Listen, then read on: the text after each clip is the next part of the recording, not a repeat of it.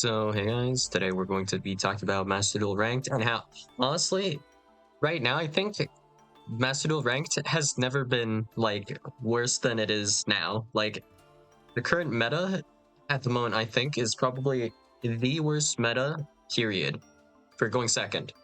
In general, like if we're thinking in terms of like overall, in terms of just metas in general, it's not too bad. Like there have been many worse ones. Like let's see, tier 0, that was pretty bad.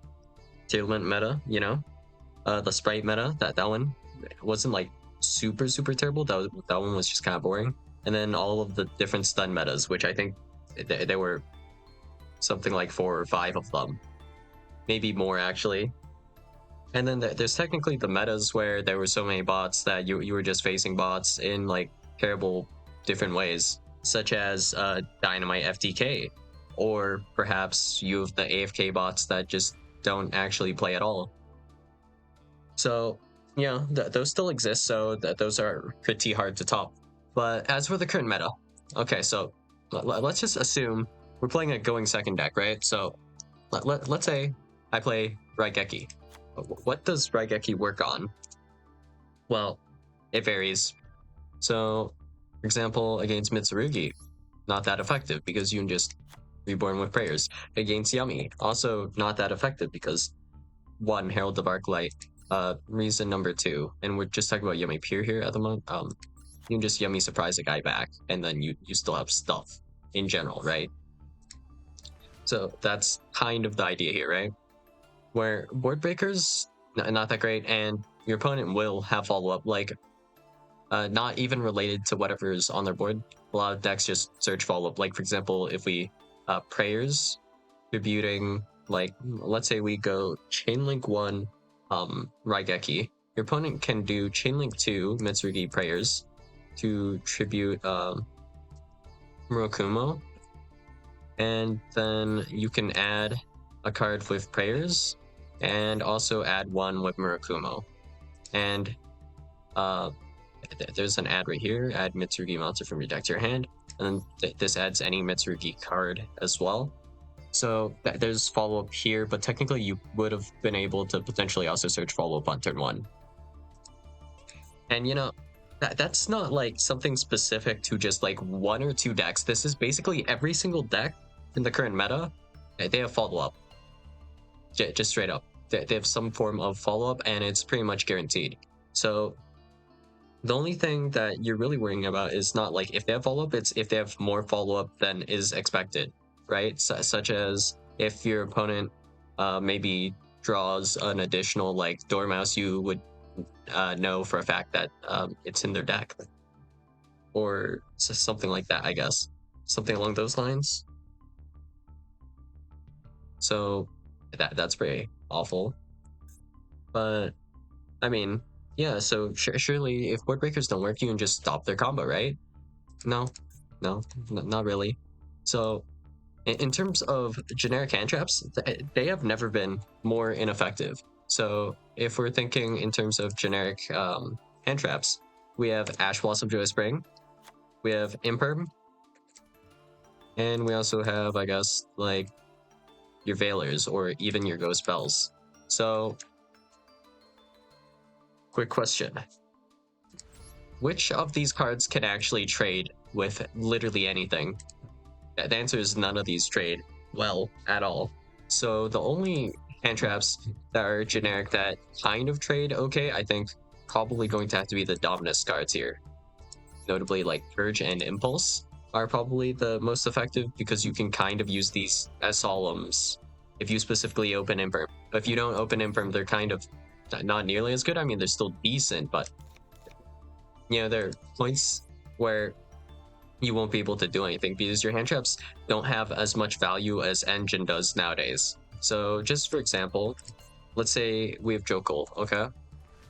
So with K9, if I Jokul reveal literally any monster, it could be a Cyber Dragon, right? Can we Ash Blossom Joy Spring this Jokul? No. Can we stop the special summon with any of these 4 cards? Absolutely not. If we had Dominus Impulse, that wouldn't even work, sadly. because this purely activates in hand, and they would control no cards unless they specifically went like a case for a K9, and then they search Jokel, activate Jokel effect. That's the only sequence which you could kind of generically deal with, like K9, right? With any of these generics here, if we start with Jokel. And then there are a myriad of situations like this where it's just going to be completely doomed. And then when we swap over to like Droll, like let's say you are running Droll now, it's not that consistent with Droll. So for example, if we go to like Radiant Typhoon, well, Droll can sometimes work. It's actually pretty iffy. So if your opponent opens certain cards, so I believe it's like Vision, Chant, either of these two, and also maybe a Crucia in hand, or they draw into it, all of their searching, like for Radiant Typhoon, can almost all be done in like draw phase. So yeah, you wouldn't be able to Joel and Lockbird anything here. And that doesn't even take into account that they could special summon like Varu Rune, and then yeah, you can't do anything because there's a monster negate on this. It does require you to technically have an MSD, but that is like a thing that does happen because they have 1, 2, 3 copies of Chant. Manifestation, I'm not 100% sure. Which one is this? No, you don't run through that. 3 Vision, and then Ascendance, I think you run this at either 2 or 3. So not like super consistent, but still decently consistent. I think Crucia is also run at 3, and then this searches whatever you're probably missing as well. So yeah, the conditions are actually not that hard to meet at all. But yeah, I mean, Ashing, Belling, Effect Veiler, a single one of these probably will not stop your opponent. So if we were to use Blue Eyes as an example, right? So Blue Eyes, I think, is a lot easier to kind of like think about. So you have a few main starters in Blue Eyes. So you have Sage with Eyes of Blue, and then you have Maiden of White and Wishes. These are the primary starters for this deck, right? So if your opponent has Sage with Eyes of Blue, they still have technically 1, 2, 3, 4, 5, 6, 7, 8 copies of different starters / extenders they could do afterwards. So with Sage with Eyes of Blue, you can link this off for the link one and then normal summon a second Sage with Eyes of Blue to add Maiden of White. And then you actually have the idea as well of like just activating Maiden in White to then grab you Wishes, to then grab another Sage with Eyes of Blue to grab something else. You can do something like that as well. But yeah, main idea here, maybe this is helpful for visualization, I guess, is that if your opponent normal summons a single Sage with Eyes of Blue, there's something like a 60% chance or around there that they'll have one of like any one of these additional cards or any of these cards additionally to their Sage. So let's assume Ash Blossom Jewel Spring does legitimately stop the combo, right?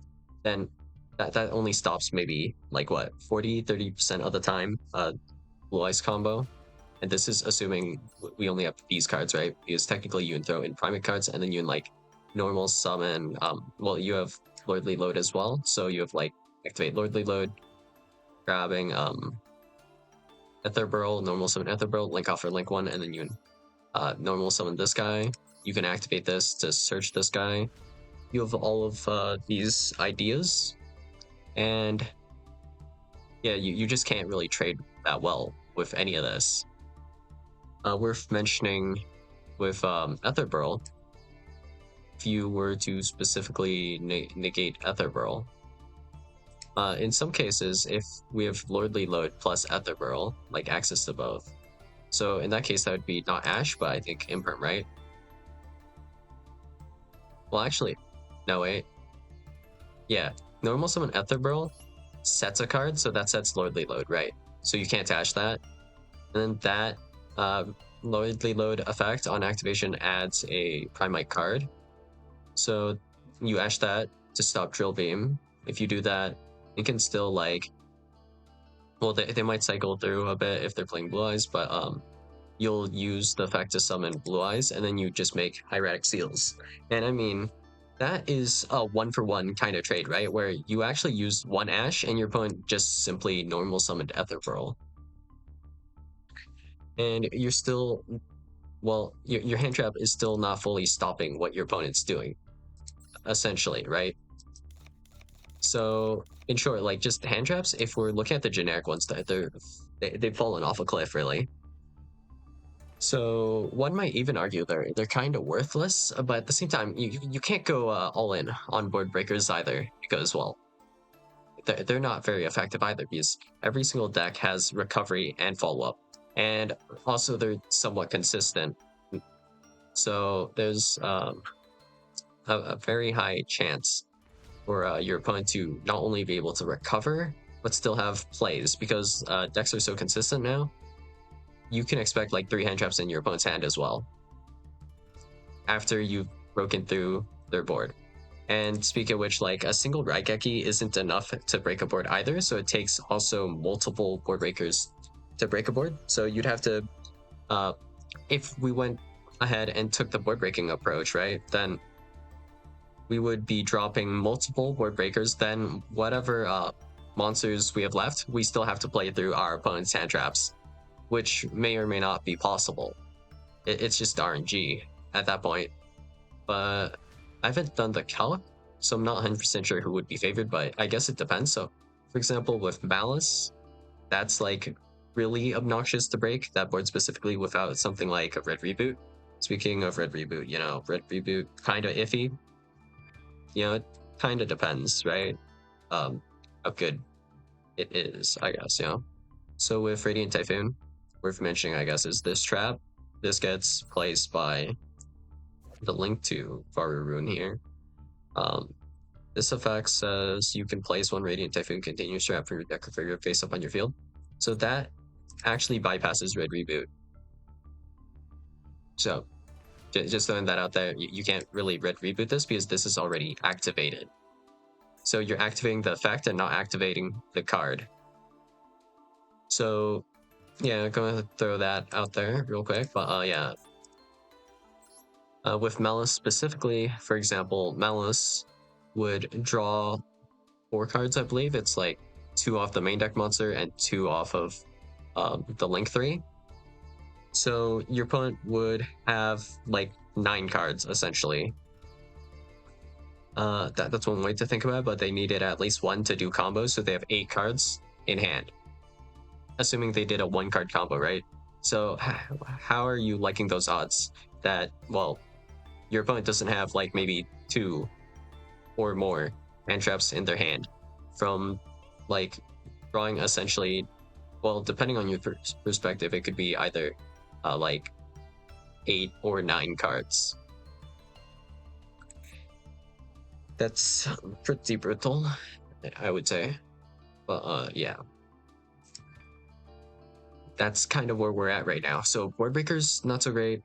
Hand traps, also not so great. Like, you can try Droll for some things, because Droll is the only answer. Like, for example, when you look at Mitsurugi, all of these hand traps, with exception of Ash Blossom Joy Spring, are going to be pretty worthless. So, like, infinite impermanence. Where is the point we can imperm? Absolutely nowhere, because everything triggers in the graveyard with this deck. So, absolutely nothing you can do here, unless I guess your opponent doesn't have Habakiri access, which in which case maybe if they do something like normal summon Aramasa in an attempt to add Habakiri, you can imperm that.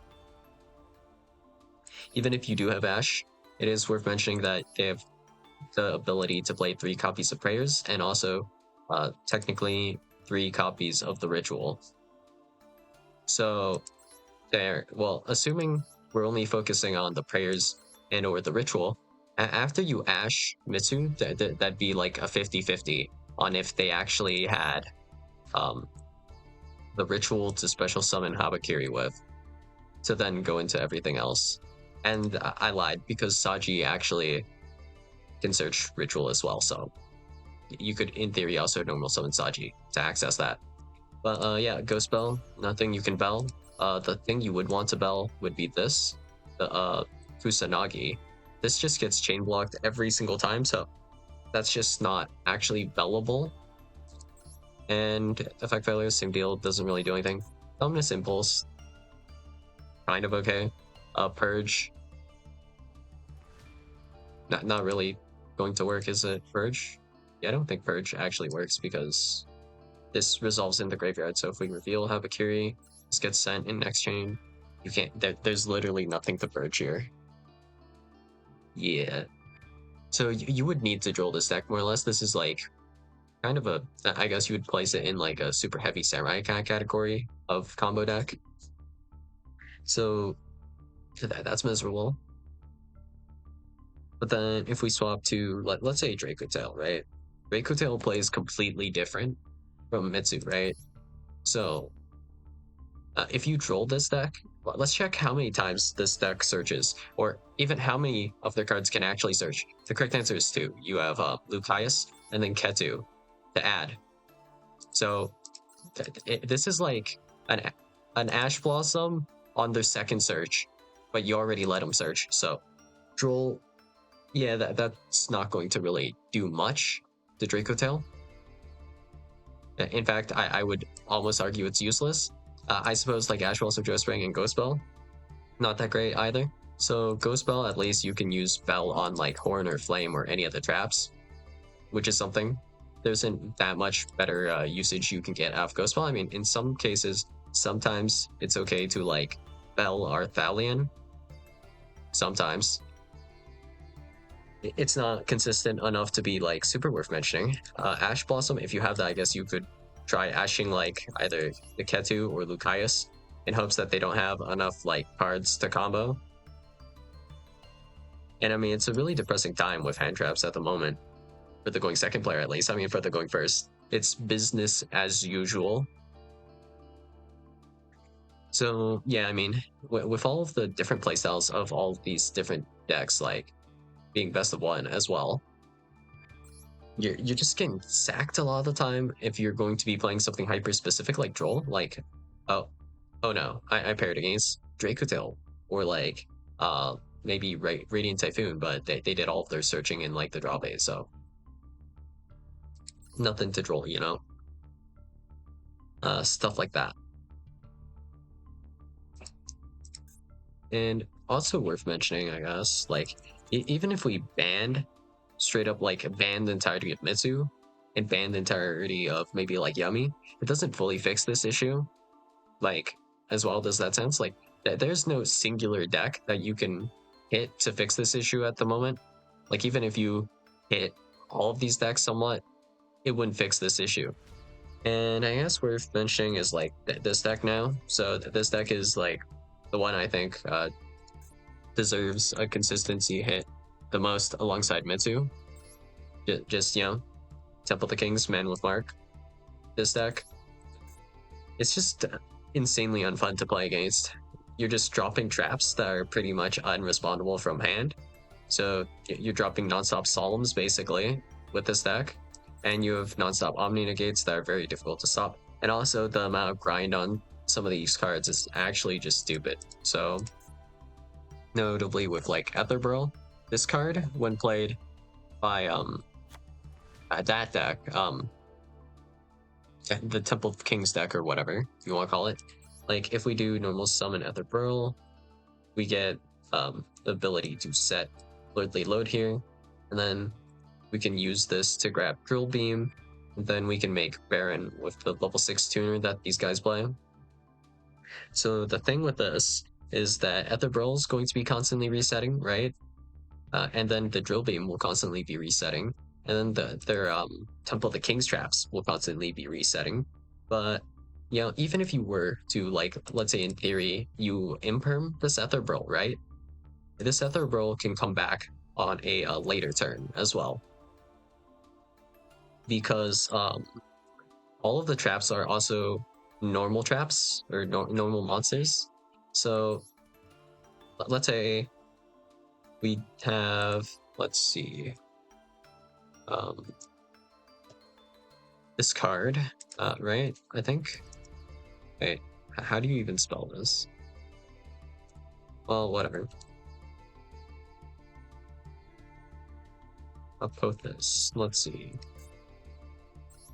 So it's this one, right? Apophis the serpent. Apophis the serpent? Whatever.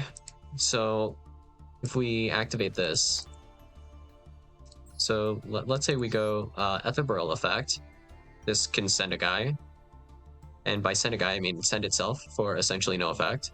Then next turn, this will have the ability to add itself back from the graveyard because this guy is a normal trap. And then you normal summon this guy again this turn, right? And you don't magically just get like extra imperms out of thin air, right? You have kind of a finite amount of like infinite impermanences and kind of hand traps for this kind of stuff, right? So you're getting like a value of I'd argue like 2 out of the Ethereal or higher, right? So when we normal summon Ethereal, doesn't result for effect, this gets impermed. And then next turn you normal summon this again. You already used the imperm, it's consumed, it's in liquid, it doesn't come back, unlike the Ethereal, which does. So you're just getting out advantaged and out grinded, and I would argue a very kind of stupid dumb way, right? And there are like a multitude of these cards, so where they just keep resetting and building advantage in a way you can't really do anything about. And they kind of just negate everything you do, and the hand traps they can get away with playing, they're a bit better, I guess, than some of the hand traps we have at the moment. It kind of like varies a little bit though. But yeah, I would just say like just simply this deck is super fun or super unfun to play against. Whether you're going first or going second, this is probably like one of the best decks at the moment, I think, just because it has such a good matchup spread. But yeah, I just hate the current meta. So that's all I got for you guys today, and I'll see you guys in the next video. Bye.